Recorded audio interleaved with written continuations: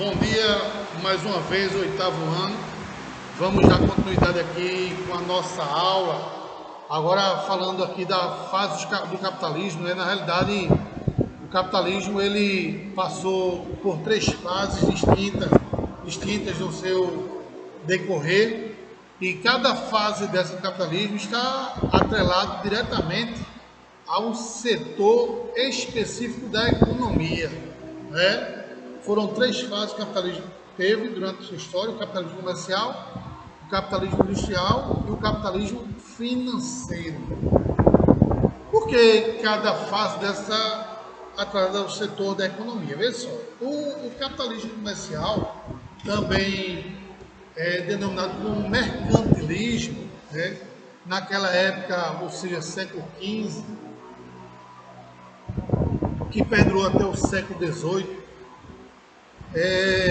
o homem ainda tinha uma relação muito ímpar com a natureza, né? Retirava basicamente seu sustento diretamente da natureza, plantava, colhia, e a partir daí acabava contribuindo para o seu desenvolvimento, que na realidade era um desenvolvimento meramente autônomo. Ele produzia para si mesmo e também para vender em feiras livres, ou seja, ele retirava da natureza, né, o setor primário, o extrativismo animal, vegetal e mineral, para promover essa comercialização.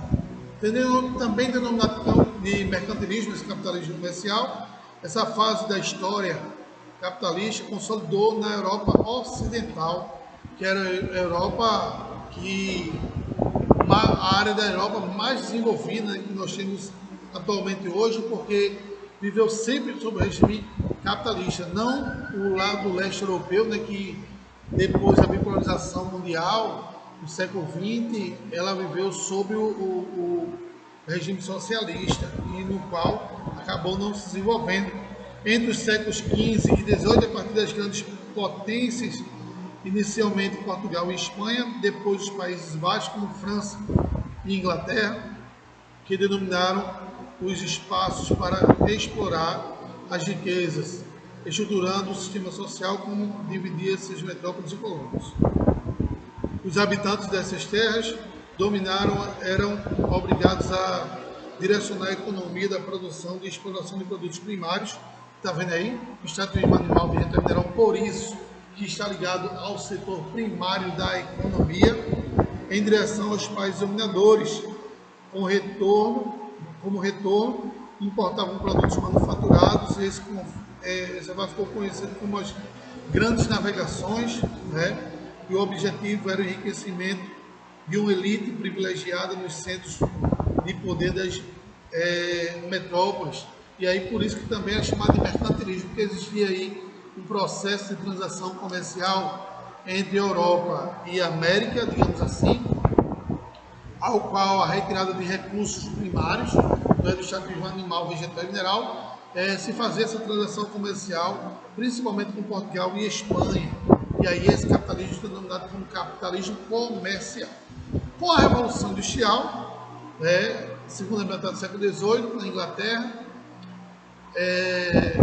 surgiu também a segunda fase do capitalismo, né, capitalismo industrial, que está atrelado também ao setor secundário da economia, que é a indústria.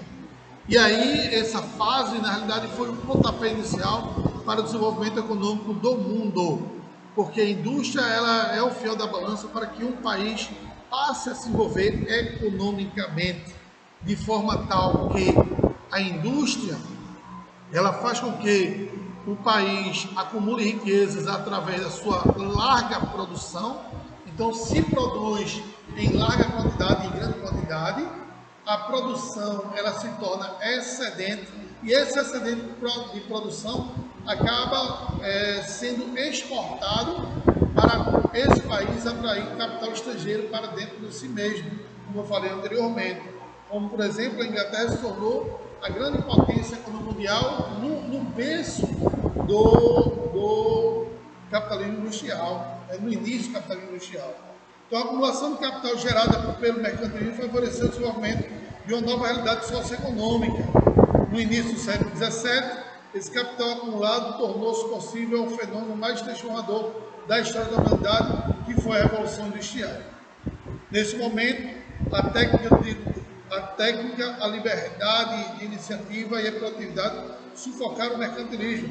Surgiu assim o que conhecimento de capitalismo liberal industrial ou concorrencial. Por que concorrencial? Porque a partir de então começou a haver algumas empresas que cresciam para fazer concorrência com o outro e fazendo com isso a sociedade tivesse uma acessibilidade de produtos em maior quantidade, né, e comprava que oferecesse o valor mais acessível. E aí a concorrência serve para isso. Porque uma coisa é ver o monopólio e outra coisa é a concorrência. Por exemplo, a Petrobras no Brasil. Hoje nós pagamos um combustível extremamente caro, né, no Brasil, justamente porque existe um monopólio da Petrobras. Ou seja, a Petrobras bota o valor que ela bem entende, né? Ela que acredita que é bom para a comercialização por parte dela, valor alto, diga-se de passagem, e os distribuidores de combustíveis, né, e as refinarias são obrigados a quê? A comprar esse produto com valores altos e repassar também para nós consumidores também que preço alto. Por isso que a gente tem um combustível, um gás de cozinha extremamente caro, por conta da Petrobras, que é um monopólio. Se nós tivéssemos a privatização da Petrobras e com a privatização da Petrobras, nós teríamos o quê? A liberdade de entrar no Brasil uma grande quantidade de indústrias multinacionais de produção petrolífera, o que, de certa forma, iria gerar uma concorrência. Essa concorrência, por sua vez, iria fazer com que o petróleo fosse barateado, porque iria vender petróleo quem vendesse petróleo mais barato e de qualidade. Consequentemente, esse petróleo chegaria nas mãos dos consumidores de forma mais acessível, em forma de combustível, né? Seja ele através do gás, butano ou até mesmo GLP, que é o gás liquefeito de petróleo, e aí a gente tem o GNV também, que é o gás nacional veicular, ou então através de combustíveis ou de lubrificantes, né, como gasolinas, né, óleos diesel. E aí, consequentemente, nós teríamos um valor mais acessível para a sociedade. Vê um exemplo disso aí, a privatização da Telebrás, que a gente teve na década de início dos anos 2000, final da década de 90. Antigamente só quem tinha telefone em casa eram pessoas que tinham um poder aquisitivo muito alto. Porque o telefone era produto de luxo. Quando eu digo telefone, eu estou falando telefone fixo, não é celular. Com a privatização da Petrobras, entrou-se no Brasil uma grande quantidade de empresas que fazia concorrência em termos de telecomunicação, ao qual oferecia ao consumidor um produto mais barato, né, com o perfil do consumidor. E aí, consequentemente, o consumidor passou a ter uma acessibilidade maior às telecomunicações, seja ela em termos de telefone, seja ela em termos de internet. E aí, posteriormente, veio aí os celulares, né, os celulares acabaram surgindo com isso, e, consequentemente, a evolução da tecnologia de telecomunicação como um todo. Isso graças à privatização do sistema de telecomunicação. Se a gente tivesse um processo, claro que não é todas as empresas federais que tem que ser privatizadas, mas eu acredito que 90% das empresas privatizadas, o serviço que seria oferecido para nós seria um serviço de melhor qualidade. E aí a gente teria uma melhor condição, né, de acessibilidade a determinados produtos, o que na realidade não ocorre no Brasil, né? Por isso a gente tem um pseudo-capitalismo, porque o socialismo composta por empresas estatais. E aí a empresa estatal, ela só faz gastar dinheiro público e não faz com que o nosso país cresça, infelizmente. E aí a gente deveria ter empresas privatizadas com melhores serviços e melhores qualidades de atendimento para nós consumidores. E aí a indústria, ela foi o pontapé inicial justamente para que isso viesse a ocorrer no decorrer dos tempos, né? E aí, consequentemente, a gente teve essa indústria como o fiel da balança, né? Os países do mundo inteiro começaram a desenvolver, começou a haver um desenvolvimento urbanístico das grandes metrópoles, graças ao setor industrial, que foi de fundamental importância e é até hoje. E aí, com o passar do tempo, já no início do século XX, nós tivemos aí o chamado capitalismo financeiro ou monopolista, né? Nesse capitalismo financeiro, né? Deixa eu ler aqui um pouquinho sobre o capitalismo industrial, que eu esqueci de ler para vocês aqui, ó. Acumulação de capital, isso é relacionado ao capitalismo industrial. A acumulação de capital gerada pelo mercantilismo favoreceu o desenvolvimento de uma nova realidade da sociedade. No início do século XVII, o capital acumulado tornou-se possível fenômeno transformador da história da humanidade, a Revolução Industrial. Nesse momento, a técnica de liberdade e iniciativa de produção sufocavam o mercantilismo. Surgiu assim o que conhecemos como capitalismo liberal, industrial e concorrencial.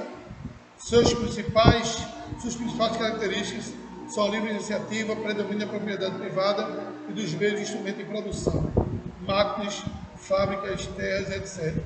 A oposição entre o capital, burguesia, trabalho e proletariado, o trabalho assalariado e a divisão das sociedades e classes. Já na página 74, diz o seguinte: progressivamente esse modelo se ampliou por toda a Europa, onde favoreceu a competição entre diversas indústrias. Em seguida chegou às outras partes do mundo e aí favoreceu assim o crescimento econômico do mundo. E consequentemente, posteriormente a esse capitalismo industrial, veio surgir também, devido ao acúmulo de riquezas, o capitalismo financeiro ou monopolista, que é o desenvolvimento de novas tecnologias a partir do crescimento do processo de industrialização no final do século XIX e no início do século XX, e da concorrência entre as empresas gerou um volume de produção de bens de maior do que a necessidade do mercado. Essa nova situação acarretou uma forte queda nos preços de produtos e, consequentemente, nos lucros, que o lucro, na realidade, ela é a principal característica do capitalismo, e isso não pode ocorrer.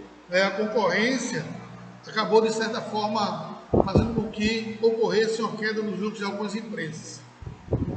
Por quê? Começou a vender apenas aquelas empresas que tinham uma qualidade de produção. Para o empresário, não era muito bom, não. Era bom para nós, consumidores, que temos um leque maior de oportunidade. Então, nesse período, as nações europeias ocidentais, que estavam em plena arrancada comercial, entraram na primeira crise sistêmica causada pelo abalo das bolsas de valores de Nova York, como eu falei anteriormente para você, no ano de 1929. Começaram a anular o livre concorrência, reavivando os principais protecionistas para preservar ou resgatar o crescimento econômico interno. Gradualmente, o sistema capitalista foi recriando empresas fortes que possuíam grandes reservas de capital, o que associaram aos grandes blocos, reduzindo os preços dos seus produtos. Algumas até trabalhavam com vendas de preços e custos, aniquilando em preços de menor porte. Com o desaparecimento das pequenas indústrias, o capital ficou centralizado e a livre concorrência então passou a ser em grandes conglomerados econômicos que controlavam a maior parte da produção comercializada do setor. Então, o que acontece? As grandes indústrias estavam vendo que estavam perdendo o mercado para as pequenas indústrias, elas então resolveram produzir em larga escala e muitas delas acabaram vendendo produtos a preço de custo, que de certa forma acabou acarretando o quê? Acabou acarretando a quebra das pequenas empresas, né, por conta da concorrência. E aí gerou-se grandes conglomerados industriais, né, as grandes empresas, surgindo aí a formação de cartéis e de trustes e de holdings também, que são monopólios que dominam o mercado consumidor. O cartel, de certa forma, ela é em alguns países um ato criminoso, como no caso do Brasil, né? Como formam os cartéis. Aqui no Brasil, por exemplo, a gente já teve a formação do cartel de combustível, onde várias empresas que produzem um produto ou comercializam um produto se reúnem e resolvem estabelecer um único preço de um produto, que faz com que a população ela não tenha opção de pesquisar preços, seja obrigado a botar o combustível no carro daquele mesmo valor, sem que no final ela tenha um lucro. Então ela quebra totalmente uma característica do capitalismo, que é a lei da oferta e da procura, com o surgimento da formação do cartel, né? Como o cartel do combustível que eu falei para vocês. Então,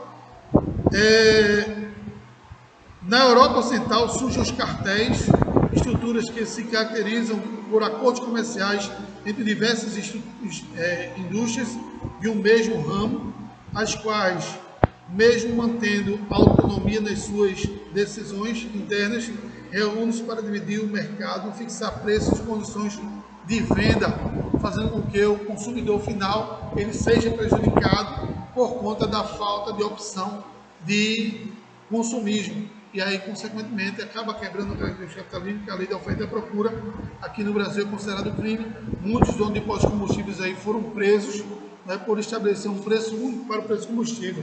Você chegava a um posto de gasolina e ia botar gasolina na época, era 2,59. Chegava no outro posto 2,59, no outro 2,59. Então você era obrigado a botar por 2,59 porque era um preço único e não tinha como você fazer com que tivesse essa liberdade de colocar no valor que bem entendesse. Você era obrigado a colocar naquele valor.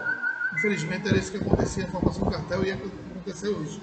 Já nos Estados Unidos observou-se a formação dos trustes. E aí o truste não é um crime, na realidade o truste na realidade é uma forma onde algumas empresas de um mesmo ramo resolvem se unir, né, para formar uma única empresa e dominar o mercado consumidor para impedir a concorrência. Informaram-se que diversas empresas de um mesmo ramo se fundiram em uma única estrutura que se passa a controlar a produção e distribuição das mercadorias, regulando a oferta de bem-estabelecimento e os preços de acordo com os seus interesses. No Brasil, a fusão em 2011 das empresas Sadia e Perdigão, dando origem ao Brasil Food, né, que é um truste, passou por uma forte controle sobre o mercado desse segmento alimentício. Já em meados do século XX, surgiram os holdings, desconglomerados de empresas formadas a partir da fusão de empresas e setores diferentes, como é o caso da Ambev, como é o caso da Unilever, são empresas de ramos diferentes, que acabou se unindo, por exemplo, a Gessilever, a Johnson Johnson, a Refinações de Milho Brasil, são empresas que são de ramos diferentes que fundiram para dominar o mercado consumidor. No caso da Sadia Perdigão, que é a formação de um truste aí, é na realidade um tipo de fusão que serve de certa forma para enganar o consumidor. Por exemplo, não foi só a Sadia Perdigão, a Resende também entrou no meio, formando esse truste. Como é que ocorre na prática, professor? Por exemplo, a Sadia, Perdigão e a Resende se fundiram. Hoje estão localizados em Chapecó, Santa Catarina. Fabricam o mesmo presunto. O presunto da Sadia Perdigão, por ter um certo nome, o consumidor final, ele vende esse produto um tanto mais caro. O da Resende, ele, por ter um nome menos popular, ele vai ser vendido mais barato. O que acontece? Mas na realidade é o mesmo presunto, são fabricados da mesma fábrica. Eles embalam com um nome diferente e mandam para o mercado consumidor.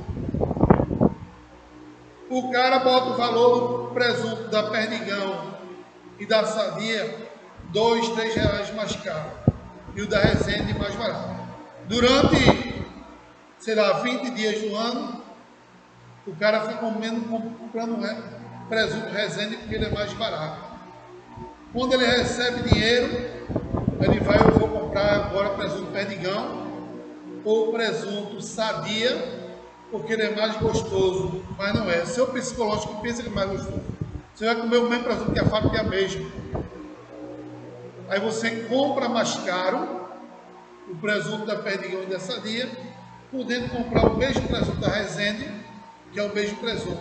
Então essa é uma jogada de mercado, onde a formação do truste, as pessoas que não sabem, acabam comprando o mesmo produto, com a variação de preço maior, dando lucro final ao produtor.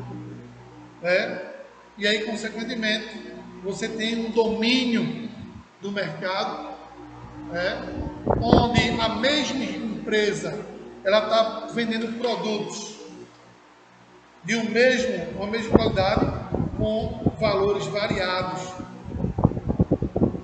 Infelizmente, isso é uma enganação para a sociedade que não sabe dessa prática. O que não acontece, por exemplo, nos holdings.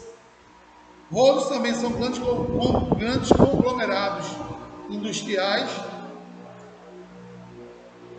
onde na realidade não é de um mesmo segmento, mas também serve para abraçar o mercado consumidor em maior quantidade. Por exemplo, a GC Lever, a refinações que na realidade antigamente era Unilever e GC, Johnson Johnson e a refinações de Milho Brasil, eles se aglomeraram, formando uma única empresa, que é a GC Lever. E aí o que acontece? Elas se juntaram justamente para dominar o mercado de produção de gêneros alimentícios, de higiene e limpeza, para diminuir a concorrência. Essa prática é chamada de holding.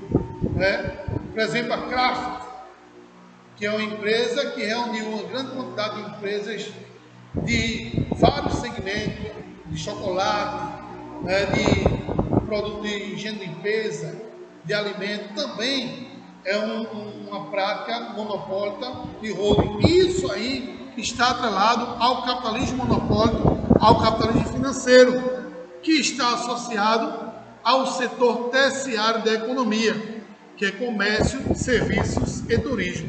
Desta forma, você tem aí um fator que acaba, de uma certa forma, surgindo com isso, as chamadas multinacionais ou transnacionais, porque as empresas ganham um mercado consumidor mundial, que de certa forma vai fazer com que haja um acúmulo de capital bem maior, fortalecendo cada vez mais a sua estrutura. Então, esse processo de centralização de capital em monopólios foi possível graças aos grandes grupos financeiros e os bancos investidores. Na realidade, tem que ter o banco investidor por trás disso aí, porque a própria empresa, ela não tem capital suficiente para fazer essa fusão. Um exemplo prático que a gente tem hoje, aqui mesmo em Pernambuco, até o final do ano, está fechando ali na BR-101 a Quibon. Por quê?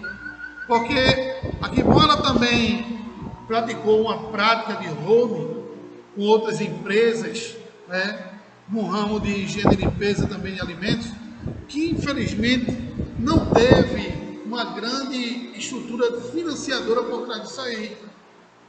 E aí o que acontece? Hoje a Quibon está colhendo frutos negativos dos erros do passado. Vai deixar de existir Kibon aqui em Pernambuco, a fábrica sim, né? Mas a empresa em si, que domina o mercado neste ramo, ainda vai existir. Onde? Em São Paulo. Né? Nós temos a fábrica da Kibon, vai ter. Só que aqui a gente vai ter apenas distribuidoras. Vão trazer o produto da Kibon de lá para cá, e a distribuidora vai ser lá em Itapissuma, né? Onde vai fazer o processo de distribuição. Mas, professor, não vai ficar mais caro, não. Por que não vai ficar mais caro? Porque você aqui tem um processo de manutenção de máquinas, né, do processo de produção, que, infelizmente, não houve um investimento de bancos por trás disso aí, e aí não se pôde ter um investimento alto no que se respeita ao processo de manutenção. E aí acabou tendo que tirar do próprio bolso para manter essa fábrica aqui. Tendo hoje o centro de produção na região sudeste, você vai apenas arcar com o processo logística, que esse processo logística ele vai ser repassado para nós consumidores. Então, se já pagávamos o sorvete ou um picolé caro da Kibon, vamos pagar um pouco mais caro justamente por conta desse processo logístico e transporte, que para eles não vai ter tanta diferença assim, porque vai ser repassado para nós. Eles já vendem pouco, já, porque a gente tem uma concorrência, né? Existe uma concorrência muito forte aqui em Pernambuco em termos de sorvete e picolé. E aí, consequentemente, na década de 80, a Kibon, que antigamente era Maguari Kibon, depois virou Sovane, né? Depois virou Kibon Sovane, depois virou apenas Kibon.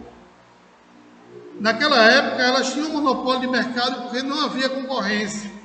Nós tínhamos aqui um sorvete que tentou concorrer com a Maguari Kibon na época, que era a Iopa, que vinha de São Paulo. E a Iopa, juntamente com a Nestlé também, não tiveram uma condição de concorrência com a Kibon por conta justamente dessa questão de transporte e logística, que fazia com que esse sorvete chegasse mais caro na mão do consumidor. E as pessoas preferiam consumir o sorvete da Kibon. Quando começou a haver a concorrência, apareceu uma grande quantidade de empresas produtoras de sorvete locais, como a própria Zecas, né, com um preço mais acessível. Claro que o sabor não é o mesmo, mas para a população de menor poder aquisitivo, ela prefere comprar as Zecas. E aí a Kibon começou a perder a sua fatia no mercado, e a estrutura, né, de produção industrial no Nordeste, em Pernambuco, ela deixou de ser favorável economicamente para o empresário, e aí resolveram por bem deixar de produzir o sorvete aqui e mandar do sul para cá, do sudeste para cá, com a inserção do frete do produto final, que para eles é mais viável. Não tem tanto prejuízo assim quanto no que diz respeito à questão de produção. E aí para ele é mais compatível dessa forma. Então isso aí são características do processo do capitalismo financeiro, né, onde quem acaba lucrando com isso são aquelas pessoas que têm uma agilidade comercial maior, né, que tenha uma condição de produção e jogo de cintura em termos de produtividade maior, que aí acaba lucrando de uma certa forma consideravelmente. Um dos maiores empresários do Brasil que tem esse jogo de cintura é Silvio Santos. Silvio Santos, ele tem um jogo de cintura que ele faz com que a empresa dele saia do zero e de hora para outra dê um salto muito grande. É um cara que ele teve um conhecimento um tanto quanto empírico na sua vida enquanto adolescente, porque ele não teve muito acesso à educação enquanto adolescente, ele veio estudar depois de velho, mas Silvio Santos ele começou como camelô, né? E começou vendendo caneta, que posteriormente houve um crescimento muito grande e construiu um patrimônio gigantesco. Há alguns anos atrás, o cunhado dele acabou fazendo umas besteiras aí, que quase quebra o sistema Silvio Santos, através do Banco Pan-Americano, que também era de Silvio Santos. E Silvio Santos conseguiu se reerguer da noite para o dia, né? O Carneiro do Baú também quase que quebra, né? Mas ele teve uma jogada de marketing muito grande através do Jequiti, né? Fez outras promoções dentro do Carneiro do Baú, né? Então o Silvio Santos ele acabou de uma forma tendo um crescimento com a visão do comércio. Se ele já cresceu quando não tinha nada, que era no caso quando ele era camelô, imagine ele já tendo alguma coisa. Então ele tem uma visão de comércio extremamente gigantesca, um cara extremamente inteligente, um cara humilde, onde soube construir um verdadeiro, digamos assim, império, né, em todos os ramos que você imaginar. O Santos hoje em dia ele tem um domínio muito grande com respeito ao setor comercial brasileiro, né? Assim como o Paz Mendonça também outro aqui no Nordeste, que deixou o ramo de supermercado e passou a viver no ramo de shopping centers, onde hoje tem o dono do Rio Mar, e o Rio Mar não só tem aqui em Pernambuco, mas tem no Nordeste, né?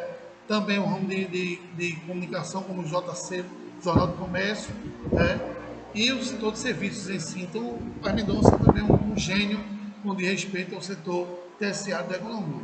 Então, gente, eu vou ficando por aqui. Que Deus abençoe a todos e em breve voltaremos para nossas aulas ao vivo. Até a próxima. Um abraço.